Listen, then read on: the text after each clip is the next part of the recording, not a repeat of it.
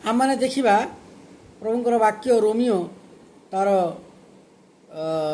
5 अध्याय 8 पद किंतु आमे माने पापी थिबा समय सुधा ख्रीष्ट किंतु आमे माने पापी थिबा समय सुधा ख्रीष्ट जे आम मानक निमंते मृत्युभोग कले से ईश्वर आम मानक प्रति आपणा प्रेम सप्रमाण करुछन। ईश्वर आम मानक प्रति ताने आम समस्त को ईश्वर भल पाउछंती।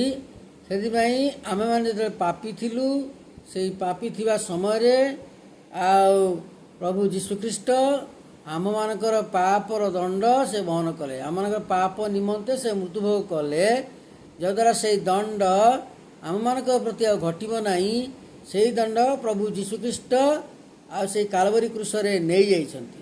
सेतिरे ईश्वर आमे देखुछु आम मानक प्रति से प्रेम सप्रमाण करुछंती बा आम समस्त से अनाबिल भाव भल पाइछंती एवं भल पाउछंती मध्य।